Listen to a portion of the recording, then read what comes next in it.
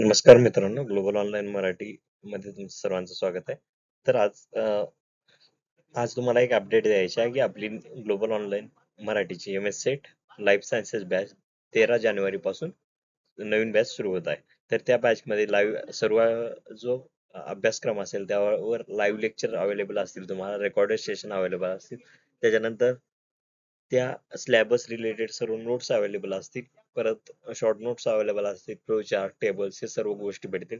सर्वांसाठी प्रश्नपत्रिका भेटतील तुम्हाला. त्याच्यानंतर जे MCQs आहेत त्या विश्लेषणासोबत भेटतील. त्याच्यानंतर 24x7 गायडन्स भेटेल आणि लॅपटॉप आणि वेब वेब व्ह्यू पण ह्याच्यामध्ये तुम्हाला भेटेल. ह्याच्यानंतर तुम्हाला अं, व्यक्तिगत स्तरावर गाईड केलं जाईल की 120 दिवसासाठी कोणत्या पद्धतीची तुमची स्ट्रॅटर्जी असली पाहिजे.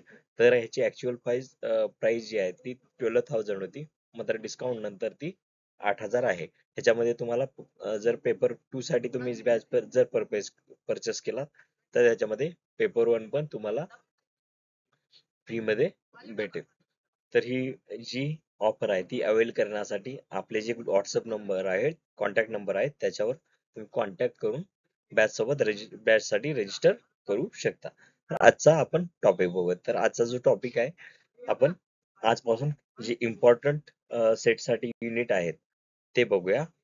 आज आपण पहिला जो युनिट आहे तो जो इकोलॉजी आहे, इकोलॉजीचे जे इम्पॉर्टंट युनिट टॉपिक आहे ते बघूया पहिल्यांदा. तर त्याच्यामध्ये इकोलॉजी, इकोसिस्टम डायनामिक्स आणि फंक्शनल युनिट्स ही खूप इम्पॉर्टंट कन्सेप्ट आहे. यावरून रेग्युलर जे मागच्या 5 वर्षामध्ये रेग्युलर क्वेश्चन येत राहतात आपल्या सेट एक्झामला. ह्याच्यामध्ये एनर्जी फ्लो, त्याच्यानंतर primary production, decomposition, carrying capacity, ecology, efficiency, functional diversity, species interaction, species types, त्याच्यानंतर बायोमिज वरून तर काही बायोमिज वर कधी कधी बायोमीच्या डेफिनेशन वरच क्वेश्चन विचारलेले आहेत.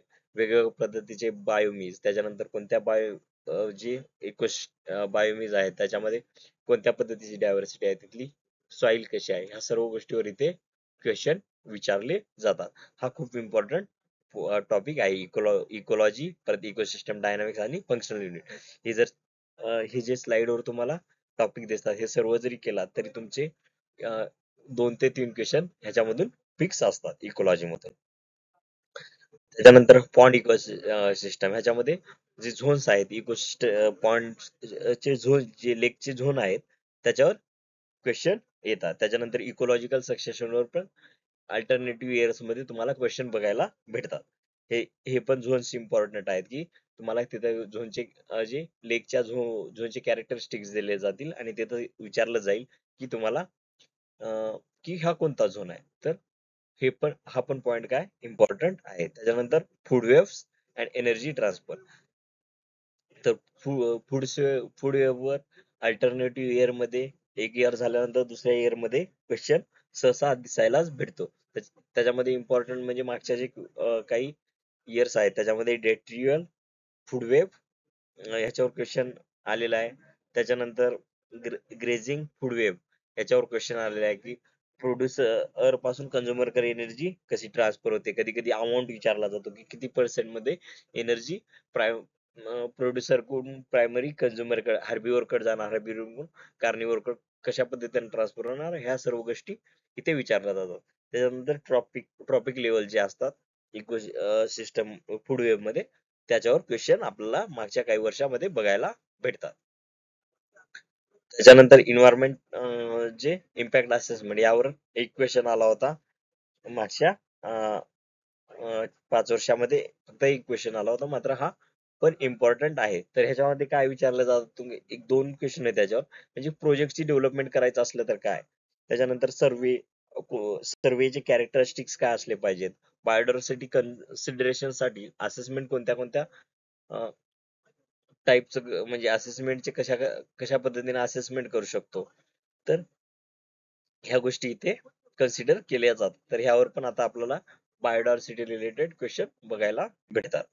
त्यानंतर बायोडायव्हर्सिटी अँड कन्झर्वेशन, ह्याच्यामध्ये इन्स्टिट्यूट कन्झर्वेशन, त्याच्यामध्ये biosphere reserve, protected areas, ex situ conservation, ज्याच्यामध्ये seed gene banks, DNA banks, botanical garden, zoological park, या सर्व गोष्टी एक्सिटिव्ह कन्झर्वेशन मध्ये येतात. तर ह्यामध्ये पण तुम्हाला क्वेश्चन बघायला भेटतील, मागची काही वर्षाची क्वेश्चन पेपर जर बघितला तर तुम्ही.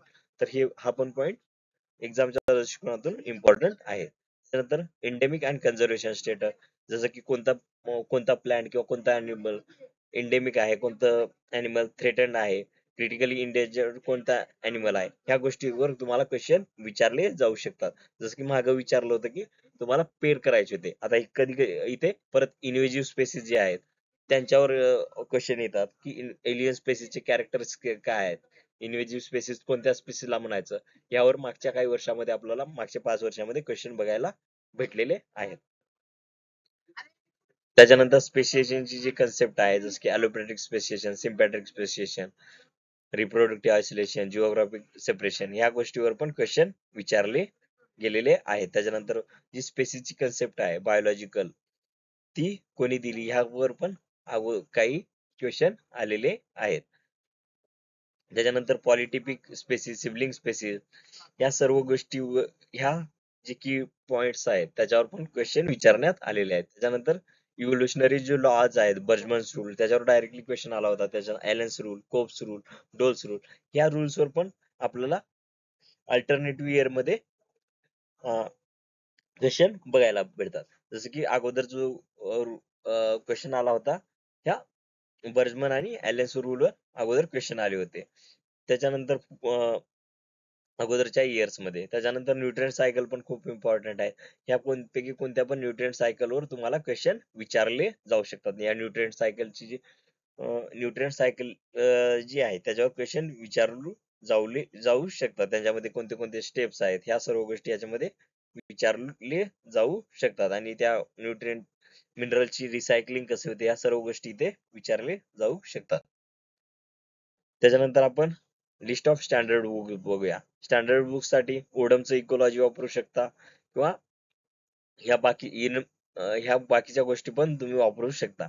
त्याच्यानंतर सर्वात इम्पॉर्टंट कन्सेप्ट काय की तुमची एम एस सेट साठी की जे प्रिव्हियस इयर क्वेश्चन आहेत ते सॉल्व्ह केले पाहिजेत. परत त्याच्यानंतर जे मॉक टेस्ट आहेत त्या देऊन बघितल्या पाहिजेत. एक 3 तास कंटिन्यू जो तुमचा एक्झामचा टाइम असतो, तेवढ्या वेळेमध्ये तिथे कंटिन्युअस बसून आपण एक्झाम त्या क्वेश्चन पेपरची प्रॅक्टिस केली पाहिजे.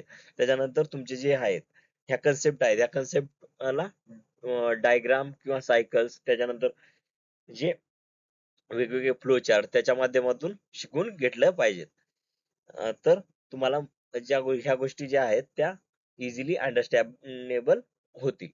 तर आजच्या लेक्चर मध्ये आपण इथेच थांबूया.